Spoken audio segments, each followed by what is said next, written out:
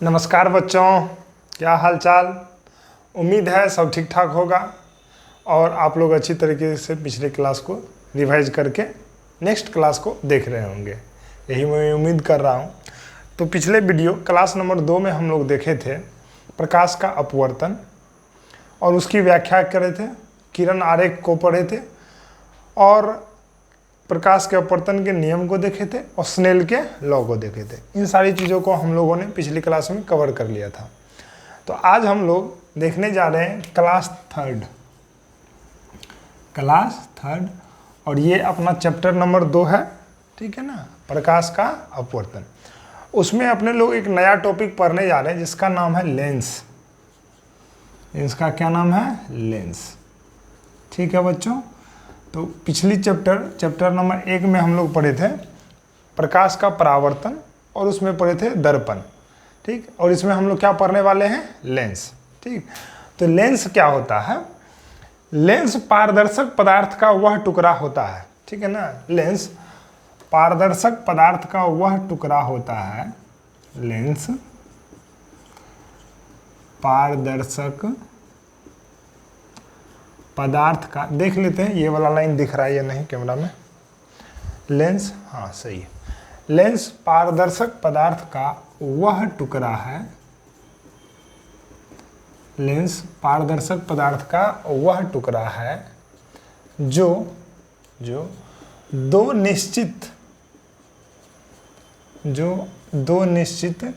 ज्यामितीय सतहों से घिरा रहता है। सतहों से घिरा रहता है।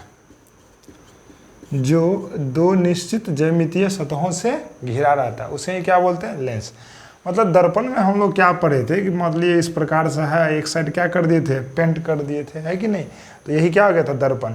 लेकिन इसमें क्या होता है कि दोनों साइड मतलब पारदर्शी ही होता है। दोनों साइड क्या होता है? पारदर्शी ही होता है। तो इसी प्रकार के टुकड़े को हम लोग क्या बोलते हैं? लेंस बोलते हैं। क्या बोलते हैं? लेंस। ठीक है बच्चों। तो मतलब इसमें दो ज्यामितीय सतह होता है जो कैसा होता है? पारदर्शी होता है, ठीक है ना। लेंस के प्रकार हम लोग क्या देख रहे हैं? लेंस के प्रकार। लेंस के प्रकार, types of lens. Types of lens, ठीक है। लेंस कितने प्रकार के होते हैं? तो 2 प्रकार के होते हैं। कितने प्रकार के होते हैं? 2। एक होता है उत्तल लेंस। एक क्या होता है? उत्तल लेंस, ठीक है ना। और एक क्या होता है? अवतल लेंस। एक क्या होता है? अवतल लेंस। तो इसका अंग्रेजी होता है कन्वेक्स और इसका अंग्रेजी क्या होता है? कॉनकेव, ठीक है ना। उत्तल लेंस और अवतल लेंस। उत्तल लेंस और अवतल लेंस की परिभाषा अपने लोग देख लेते हैं। उत्तल लेंस किसको कहता है, ठीक है ना। उत्तल लेंस, पहले आप लोग इसको लिख लीजिए, उसके बाद मिटा करके हम परिभाषा लिखते हैं। लिख लिए, ठीक है।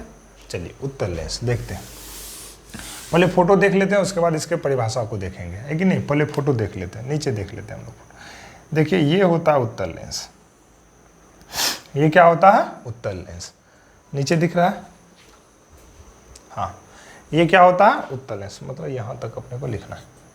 ये क्या होता है? उत्तल लेंस, ठीक। तो उत्तल लेंस देखिए, ये बीच वाला भाग है। बीच वाला भाग कैसा दिख रहा है? मोटा दिख रहा है। और ये देखिए कॉर्नर वाला भाग है और ये कॉर्नर वाला भाग कैसा दिख रहा है? पतला दिख रहा है। तो इसका परिभाषा हम ये बना सकते हैं कि ऐसा लेंस जिसका बीच वाला भाग मोटा हो तथा किनारे वाला भाग पतला हो, उसे ही हम लोग क्या कहेंगे? उत्तल लेंस। समझ में आ रहा है ना। ऐसा लेंस जिसका बीच वाला भाग मोटा, जिसका बीच वाला भाग मोटा तथा किनारे वाला भाग पतला, तथा किनारे वाला भाग पतला हो तथा किनारे वाला भाग पतला हो, उत्तल लेंस कहलाता है। उत्तल लेंस कहलाता है। कोई दिक्कत समझने में? यही किसका फोटो हो गया? उत्तल लेंस का। ये किसका हो गया? उत्तल लेंस। अब हम लोग देखते हैं दूसरा नंबर, अवतल लेंस। क्या देखते हैं? अवतल लेंस। ठीक है बच्चों, चलिए भाई दूसरा नंबर क्या है? अवतल लेंस। देखते हैं, मजे में देखते हैं, आराम से देखते हैं। उम्मीद करते हैं कि आप लोगों को अभी तक डाउट्स नहीं आया होगा, क्योंकि हम हर एक छोटे छोटे पॉइंट्स को भी क्या कर रहे हैं? क्लियर कर रहे हैं। देखिए, इसको बोलते हैं अवतल लेंस। इस प्रकार का जो लेंस होगा उसे क्या बोलेंगे? अवतल लेंस। उसे ही क्या बोलेंगे? अवतल लेंस। तो देखिए, तो इसमें आपको क्या लग रहा है कि बीच वाला भाग क्या है? मज़ा नहीं आया, ये गलत हो गया। हाँ, ये वाला थोड़ा सही लग रहा है कि नहीं? इसमें देखिए आपको क्या लग रहा है कि बीच वाला भाग क्या है? पतला है, और किनारे वाला भाग क्या है? मोटा है। तो हम इसमें लिख सकते हैं ऐसा लेंस जिसका बीच वाला भाग पतला, जिसका बीच वाला भाग पतला तथा किनारे वाला भाग मोटा,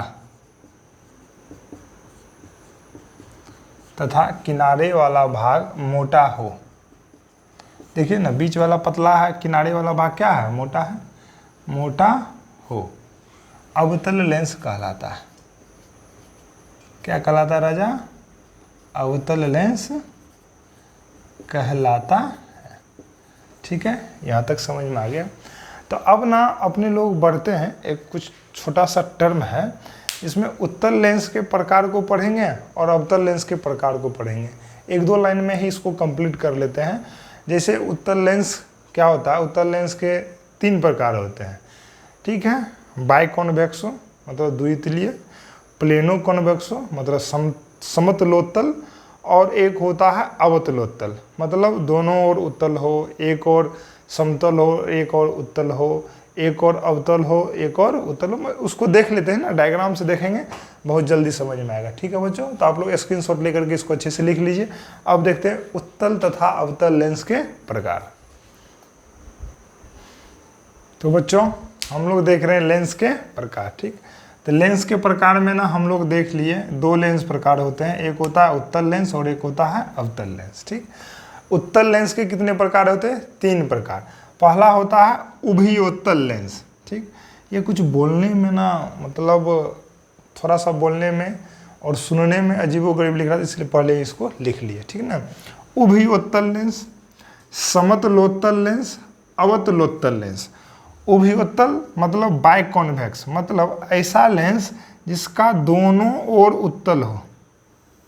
दोनों ओर क्या हो? उत्तल हो, मतलब इस साइड भी उत्तल हो और इस साइड भी उत्तल हो, उसी को क्या बोल देंगे? उभयोत्तल लेंस। ठीक, इसको तो पहले देख लिए थे। समतलोत्तल मतलब समतल और उत्तल, मतलब ऐसा लेंस जिसका एक भाग समतल हो और दूसरा भाग क्या हो?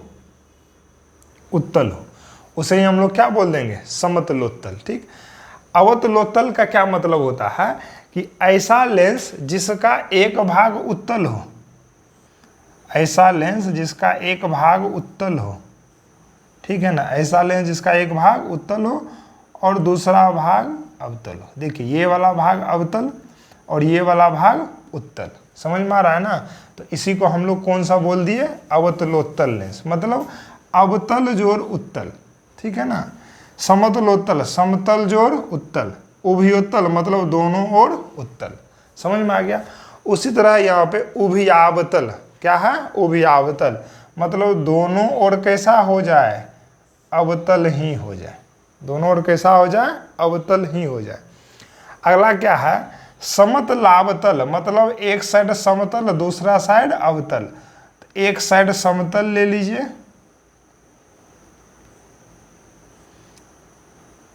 ऐसे ले सकते हैं, ये हो गया समतल, एक साइड क्या हो गया? अवतल। एक क्या है? उत्तलावतल। ये क्या है? उत्तलावतल। ये हो गया उत्तल और ये हो गया अवतल। ये हो गया उत्तल और ये क्या हो गया अवतल।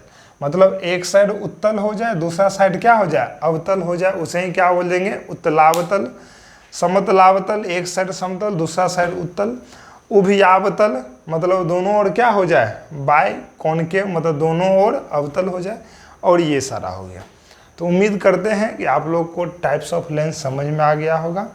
और टाइप्स ऑफ लेंस ये हमको नहीं लगता है कि ज़्यादा इम्पोर्टेंट है एग्ज़ाम के नज़रिए से, लेकिन जानना तो अपने लोगों को सब कुछ है, इसीलिए हम लोग इसको क्या किए जान लिए। आप लोग इसको अच्छे से नोट्स बना लीजिए, ठीक।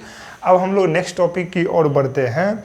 लेंस में उपयोग होने वाले टर्म, लेंस में उपयोग होने वाले टर्म। जिस प्रकार से अपने लोग दर्पण में पढ़े थे वक्रता केंद्र, फोकस, है कि नहीं, उसी प्रकार से लेंस में भी पढ़ेंगे। फोकस, उत्तल लेंस में फोकस कैसा होता है, अवतल लेंस में फोकस कैसा होता है, किसमें फोकस धनात्मक होता है, किसमें फोकस ऋणात्मक होता है, लेंस में वक्रता केंद्र होता है तो किधर वक्रता केंद्र होता है, ठीक। तो कितने वक्रता केंद्र होते हैं, इन सभी चीज़ों को हम लोग नेक्स्ट टॉपिक में भी देखने वाले हैं। तो स्क्रीनशॉट लेकर के अच्छे से इसको छापिए, है कि नहीं, तब तक हम बोर्ड को इरेज करते हैं। तो भैया नेक्स्ट टॉपिक अपने लोग अब बढ़ रहे हैं किधर की ओर, वक्रता केंद्र की ओर। किधर की ओर, वक्रता केंद्र, वक्रता केंद्र, ठीक। क्या आ जाएगा अंग्रेजी, centre of curvature, centre of curvature. मतलब अभी लेंस में उपयोग होने वाले टर्म्स के नाम सबको हम लोग क्या कर रहे हैं, देख रहे हैं, वक्रता केंद्र।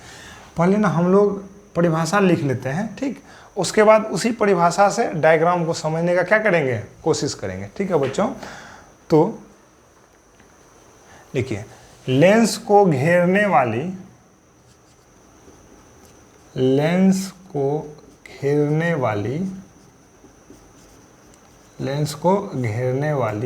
ठीक है ना,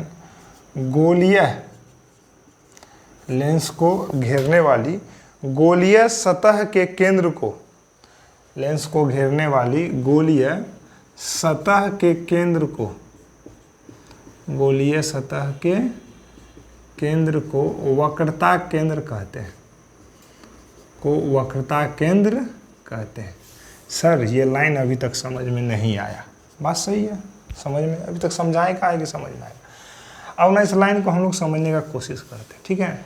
लेंस को घेरने वाली गोलीय सतह के केंद्र को क्या कहते हैं, वक्रता केंद्र कहते हैं। पहले तो कोई आप एक लेंस बना लीजिए, मान लीजिए ये हमने उत्तल लेंस बना लिया। कौन सा लेंस बना लिए, उत्तल लेंस, ठीक है भाई। अब इसको गोला कंप्लीट कीजिए, इस साइड वाले सतह को लेकर के गोला कंप्लीट कीजिए, तो इस तरीके से कंप्लीट होगा। भावनाओं को समझिएगा, उतना गोल तो नहीं हुआ लेकिन समझिएगा कि गोल है कि नहीं। तो इस गोले का एक केंद्र होगा ना, हाँ या ना, है कि नहीं, मान लीजिए सी। अब देखिए इस सतह को भी तो हम लोग, गोलीय सतह को भी तो गोला बना सकते हैं, अरे हाँ या ना। देखिए तो ये वाले सतह को भी तो हम लोग गोला बना लिए, इसका भी तो केंद्र होगा, कोई दिक्कत है नहीं। तो हम मान लिए एक को C1 और एक को क्या मान लिए C2, कोई दिक्कत समझने में। तो यही C1 और C2 क्या हो गया, वक्रता केंद्र। यही C1 और C2 क्या हो गया, वक्रता केंद्र। मतलब ये जिस गोलीय सतह का भाग है, जब देखिए तो इसको हम पूरा का पूरा गोला बनाए तो एक केंद्र हुआ ना, तो उसी के केंद्र को, लेंस जिस गोलीय सतह का भाग होता है, ठीक है ना, उसी के केंद्र को हम लोग क्या बोल देते हैं, वक्रता केंद्र बोल देते हैं। वही चीज़ लिखे हैं, लेंस को घेरने वाली गोलीय सतह, ठीक, के केंद्र को क्या बोलते हैं, वक्रता केंद्र। क्या बोलते हैं, वक्रता। तो आपसे पूछे कि लेंस में कितने केंद्र होंगे, कितने वक्रता केंद्र होंगे, तो दो। कितने होंगे, दो। एक को बोलेंगे C1 और एक को बोलेंगे C2। उम्मीद है आप लोग को समझ में आ गया होगा। ये तो उत्तल लेंस की बात थी, ये किसकी बात थी, उत्तल लेंस की, ठीक है भाई। अब हम लोग चलते हैं किसकी, अवतल लेंस में। किसमें देखते हैं, अवतल लेंस में, है कि नहीं। अवतल लेंस में भी देख ही लेते हैं ना, है कि नहीं। ये हो गया अवतल लेंस। आप ना क्या करो, एक गोला कंप्लीट करो। तो भाई इसको जब गोला कंप्लीट करेंगे तो इस तरीके से बनेगा, इसको जब गोला कंप्लीट करेंगे तो वो तो इस तरीके से बनेगा। अरे हाँ या ना, इसका भी एक केंद्र होगा और इसका भी एक केंद्र होगा। तो इसको मान लिए C1 और इसको मान लिए C2। दिस इज योर अवतल लेंस। कौन सा लेंस? अवतल लेंस। समझ में आ रहा है भाइयों? मतलब लेंस में कितने वक्रता केंद्र होते हैं? 2। कितने होते हैं? 2। एक C1 मान लेते और एक क्या मान लेते हैं? C2। ठीक है ना। अगला देखते हैं मुख्य अक्ष। अगला क्या है? मुख्य अक्ष। मुख्य अक्ष, मुख्य अक्ष अंग्रेजी होता है इसका प्रिंसिपल एक्सिस। मुख्य अक्ष, प्रिंसिपल एक्सिस। प्रिंसिपल एक्सिस का क्या परिभाषा दे सकते हैं? देखिएगा, वक्रता केंद्रों को मिलाने वाली रेखा। वक्रता केंद्रों को मिलाने वाली रेखा ही क्या कहलाती है? प्रधान अक्ष कहलाती है या मुख्य अक्ष। इसी का दूसरा क्या नाम है? प्रधान अक्ष। क्या नाम है इसका दूसरा नाम? प्रधान अक्ष। ठीक है ना। मतलब वक्रता केंद्रों को मिलाने वाली रेखा, वक्रता केंद्रों को मिलाने वाली रेखा क्या कहलाती है? प्रधान अक्ष या मुख्य अक्ष। लिखो इधर, वक्रता केंद्रों को, वक्रता केंद्रों को मिलाने वाली रेखा, वक्रता केंद्रों को मिलाने वाली रेखा क्या कहलाती है? मुख्य अक्ष। मुख्य अक्ष या प्रधान अक्ष कहलाती है। मुख्य अक्ष कहलाती है। ठीक है भाई। ठीक, नेक्स्ट देखते हैं अपने लोग अब फोकस और फोकस दूरी। नेक्स्ट क्या देखेंगे इसमें? फोकस और फोकस दूरी। उम्मीद करते हैं कि ये वाला टॉपिक सब आप लोगों को समझ में आ रहा होगा। बहुत आराम से, बहुत धीरे धीरे लेकर के चल रहे हैं। आप लोग पूरा वीडियो कंप्लीट देखें, मज़े में समझ में आएगा। और हम उम्मीद करते हैं कि आसान वे में अपनी भाषाओं में हर एक चीज़ को लिखा रहे हैं, अपनी भाषाओं में हर एक चीज़ को सिखा रहे हैं। ठीक है ना। उम्मीद करते हैं यदि आप पूरे वीडियो को देखिएगा तो बहुत मज़ा आने वाला है, बहुत अच्छे से समझ में आएगा और आपको एग्ज़ाम में एक भी क्वेश्चन नहीं छूटेगा। ठीक, क्योंकि 6-7 साल से हम ऑफलाइन ये चीज़ कर रहे हैं, करवा रहे हैं, बच्चे को पढ़ा रहे हैं, बहुत अच्छे मार्क्स लाते हैं। ठीक है, 400+ भी बहुत अच्छे मार्क्स सब आते हैं बच्चे को। आप मेहनत करें, धीरे धीरे हम लोग हर एक सब्जेक्ट्स को भी क्या करेंगे?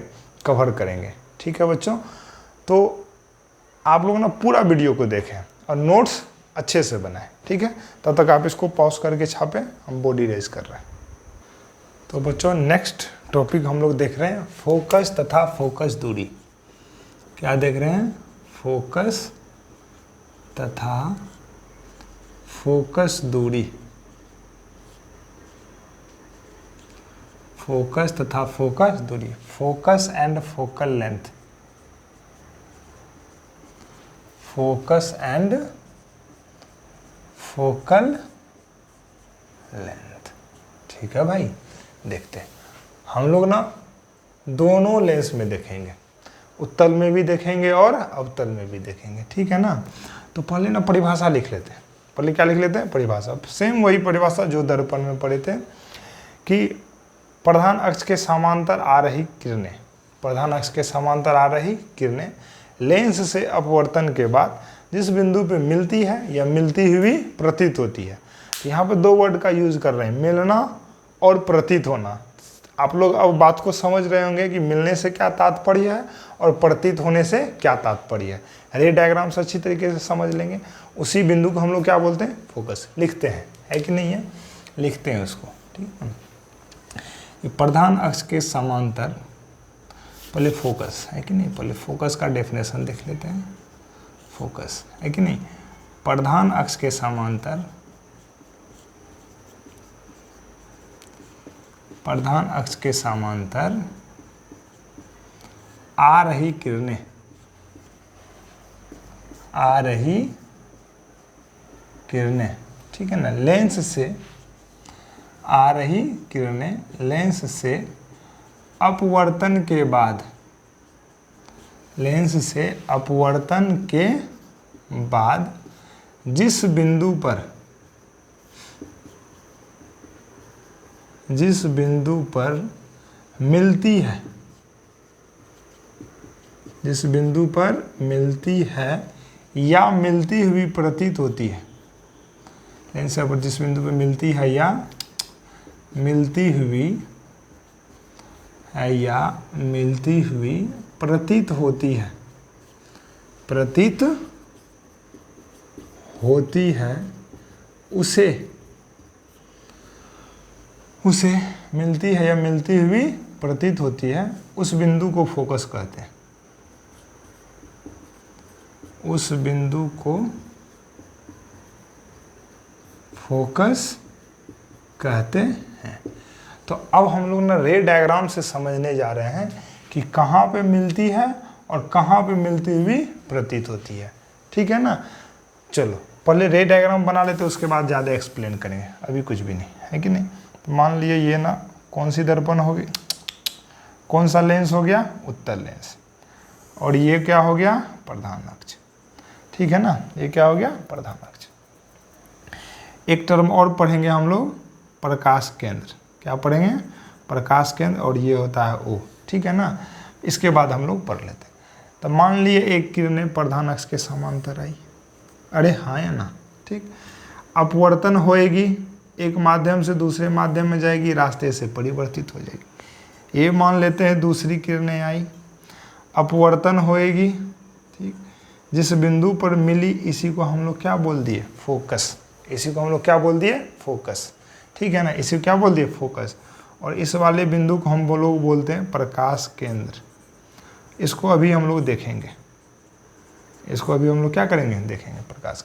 यही क्या हो गया, फोकस। तो इसमें मिल रहा है या मिलती हुई प्रतीत हो रहा है। तो आप कहिएगा सर इसमें अपवर्तन के बाद ना क्या हो रहा है, मिल रहा है। अपवर्तन के बाद क्या हो रहा है, मिल रहा है। अब देखिए मिलती हुई प्रतीत का देखते हैं एक्सप्लेनेशन। मान लीजिए ये वाला हो गया, ये कौन सा लेंस हो गया, अवतल लेंस, और ये हो गया उत्तल लेंस। ये कौन सा लेंस, उत्तल लेंस, है कि नहीं। और ये कौन सा लेंस, अवतल लेंस। ठीक, ये हो गया प्रधान अक्ष। ठीक, प्रधान अक्ष के समांतर देखिए किरणें गई, अरे गई ना, अपवर्तित होकर के ये क्या हो जाती है, डाइवर्ज हो जाती है। ठीक है ना, फैल गई उधर की ओर। फिर एक और लेते हैं किरणें, अपवर्तित होकर ये डाइवर्ज हो गई इधर। तो भाई अपवर्तन तो हुई, लेकिन क्या प्रधान अक्ष को कहीं भी मिली, नहीं मिली। तो क्या फोकस का निर्माण हुआ, अभी तक तो सर नहीं हुआ।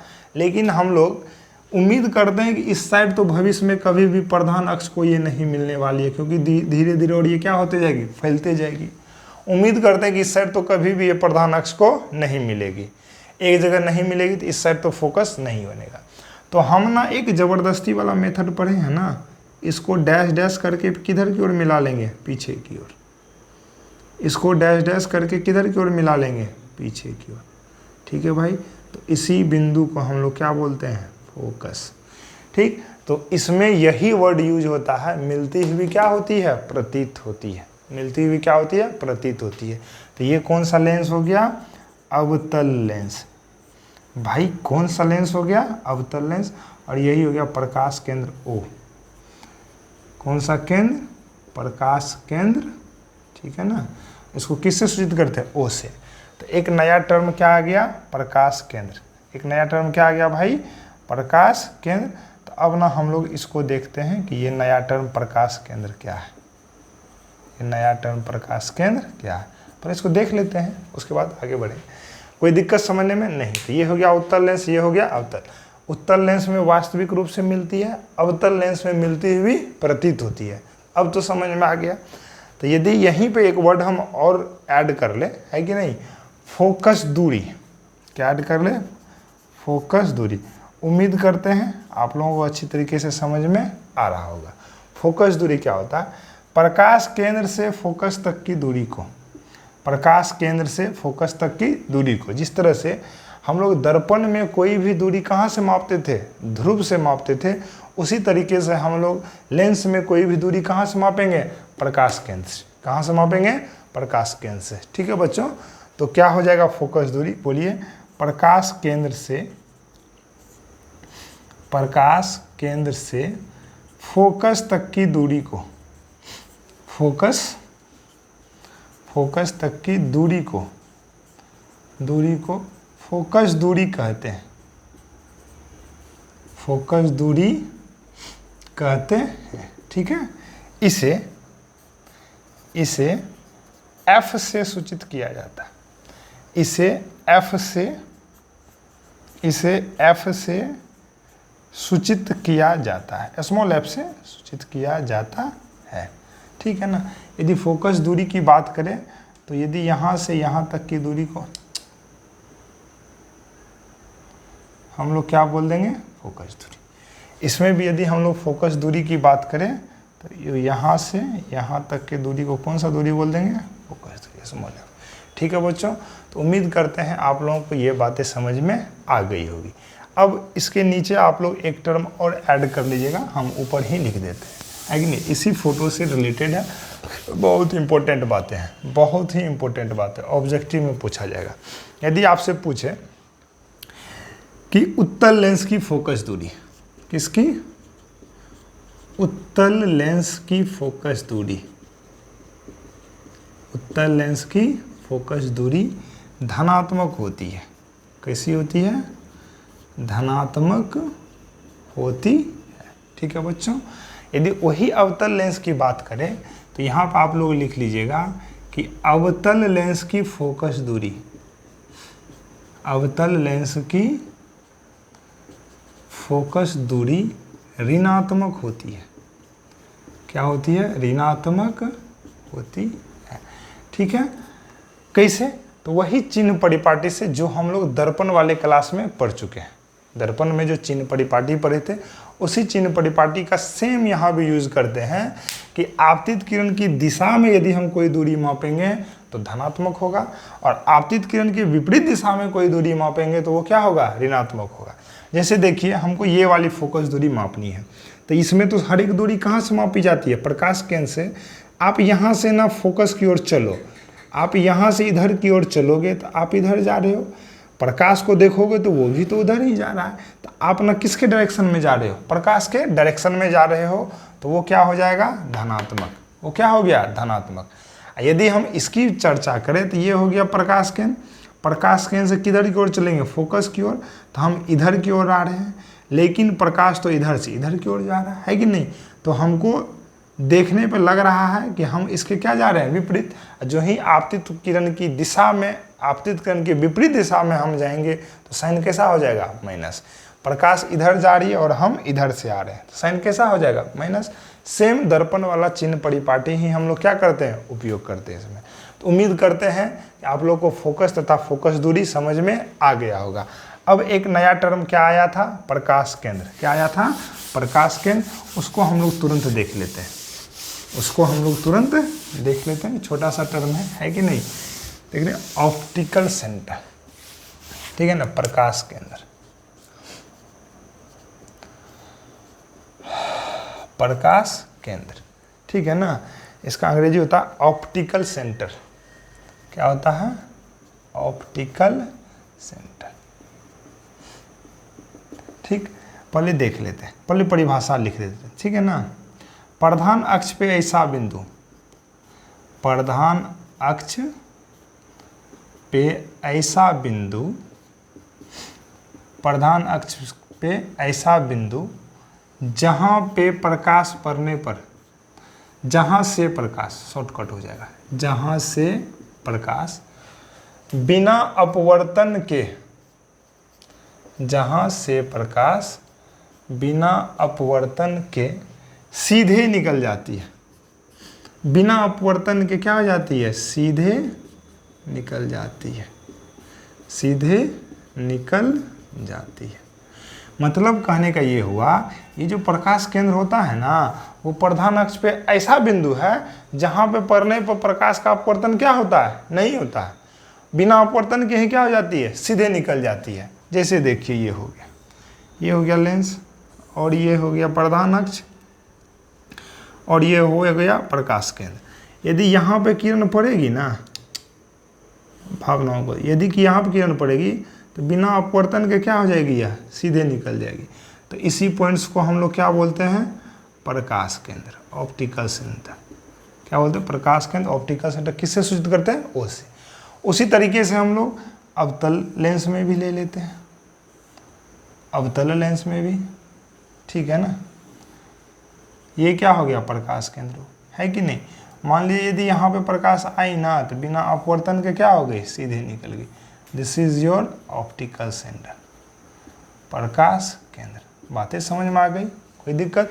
तो आपसे ऑब्जेक्टिव में ये क्वेश्चन पूछ सकता है कि लेंस के किस बिंदु से या लेंस के किस भाग से प्रकाश बिना अपवर्तन के सीधे निकल जाती है।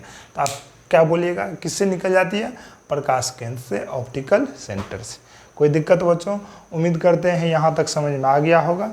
इसको लिखिए और एक और छोटा सा टॉपिक बचा हुआ है उसको अपने लोग कंप्लीट कर लेते हैं। नेक्स्ट एक टॉपिक है छोटा सा, इंपॉर्टेंट क्वेश्चन टाइप से ही उस टॉपिक को हम लोग कवर कर लेते हैं। और वो टॉपिक है कि उत्तल लेंस को, अच्छे से लिखिएगा, बहुत इंपॉर्टेंट है, VVI, ठीक है ना। उत्तल लेंस को अभिसरित लेंस, अभिसरित लेंस, अंग्रेजी होता है इसका कन्वर्जिंग लेंस, कन्वर्जिंग लेंस क्यों कहते हैं? कन्वर्जिंग लेंस क्यों कहते हैं?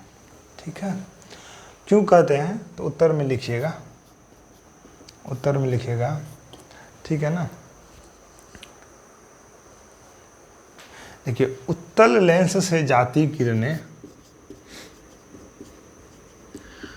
उत्तल लेंस से जाती किरणें, ठीक है ना, लेंस से अपवर्तन के बाद, लेंस से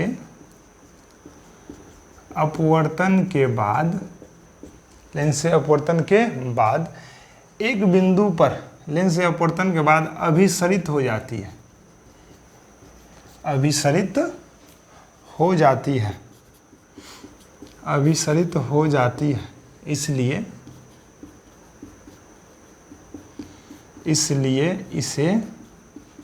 इसे अभिसरित या कन्वर्जिंग लेंस कहते हैं। इसलिए इसे अभिसारी या अभिसरित, अभिसरित लेंस कहते हैं, ठीक है। और इस चीज़ को पढ़ते आए, जब फोटो देखिएगा तो आपको समझ में आ जाएगा। ये हो गया उत्तल लेंस, प्रधान अक्ष, प्रधान अक्ष के समांतर किरणें आई, दर्पण से अपवर्तन के बाद देखिए तो एक ही बिंदु पे ने सब की सब मिल गई, है कि नहीं। तो देखिए तो एक ही बिंदु पे सब की सब अभिसरित हो रही है ना, आ रही है ना एक ही बिंदु पे। इसीलिए इसको हम लोग कौन सा लेंस बोल दिए? बोलिए कन्वर्जिंग लेंस। कौन सा लेंस? Converging lens. मतलब सभी प्रकाश को एक जगह ये क्या कर लिया? कन्वर्ज कर लिया, एक जगह आकर के मिला दिया, ठीक। तो नेक्स्ट सेम क्वेश्चन है, सेम क्वेश्चन, इसको स्क्रीनशॉट लेकर के आप लोग लिख लीजिए, हम इसको मिटाते हैं, ठीक है बच्चों। सेम क्वेश्चन है, ठीक ना, कि अवतल लेंस को, कौन सा लेंस को? अवतल लेंस को, ठीक ना। सेम क्वेश्चन, वो भी इम्पोर्टेंट है, ठीक है ना, कि अवतल लेंस को, अवतल लेंस को अपसारी लेंस, अवतल लेंस को अपसारी लेंस क्यों कहा जाता है? अवतल लेंस को अपसारी लेंस क्यों कहा जाता है? ठीक है बच्चों, सेम वही बातें लिखिएगा, है कि नहीं है? सेम वही बातें। जब लेंस जब किरणें अवतल लेंस पे पड़ती है तो अपवर्तन के बाद वो क्या हो जाती है? अपसरित हो जाती है, ठीक है ना। हम शॉर्टकट इसको लिख देते हैं, है कि नहीं है। अवतल लेंस पे आने वाली किरणें, आने वाली किरणें अपवर्तन के बाद, अपवर्तन के बाद अपसरित हो जाती है, अपसरित हो जाती है। इसलिए इसे अपसारी लेंस कहते हैं। इसलिए इसे अपसारी लेंस कहते हैं। ठीक है ना, ये हो गया अपना, ये हो गया। ठीक है ना, ये हो गया प्रधान अक्ष, ऑप्टिकल सेंटर, है कि नहीं। मान लीजिए इस तरीके से गई और ये इधर हो गई, अपसरित हो गई, देख रहे हैं, ये गई इससे गई इससे।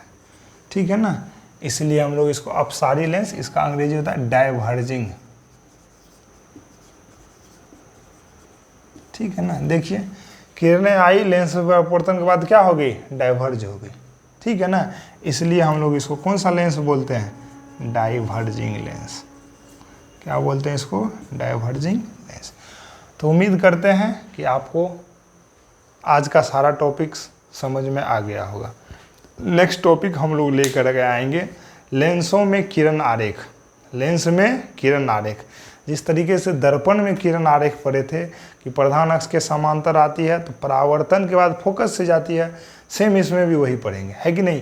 प्रधान अक्ष के समांतर आती है तो अपवर्तन के बाद फोकस से जाती है, फोकस से आती है तो अपवर्तन के बाद प्रधान अक्ष के समांतर जाती है, ऑप्टिकल सेंटर से आती है तो बिना अपवर्तन के सीधे निकल जाती है। सेम जो सब चीज़ वहाँ डिट्टो पढ़े थे, सेम टू सेम यहाँ भी हम लोग क्या पढ़ने वाले हैं, उसी चीज़ को पढ़ने वाले हैं। यदि आप लोग अच्छे से नोट्स बनाए हैं तो दर्पण वाला किरण आरेख क्या कीजिएगा, एक बार रिवाइज करके ज़रूर आइएगा, तब नेक्स्ट क्लास पढ़ने में मज़ा आएगा। और वो कंप्लीट करने के बाद तुरंत हम लोग पढ़ेंगे प्रतिबिंब का बनना, प्रतिबिंब का बनना। इस तरीके से दर्पण में प्रतिबिंब का बनना पड़े थे कि कभी फोकस पे था, कभी अनंत पे था, कभी वक्रता केंद्र और फोकस के बीच में था, सेम उसी तरीके से सारे कंडीशंस को क्या करेंगे, देखेंगे और बहुत मज़े में समझ में आएगा, बहुत आसान वे में देखेंगे। ठीक है बच्चों, तो उम्मीद करते हैं कि आप लोग रिवीजन भी करते होंगे और अच्छी तरीके से पढ़ाई भी करते होंगे। इसी उम्मीद के साथ हम लोग नेक्स्ट वीडियो को बहुत मज़े में लेकर के आने वाले हैं, और तब तक के लिए आप लोग रिवाइज कीजिए, पढ़िए, बहुत अच्छी तरीके से रहिए। नमस्कार, शुभ रात्रि।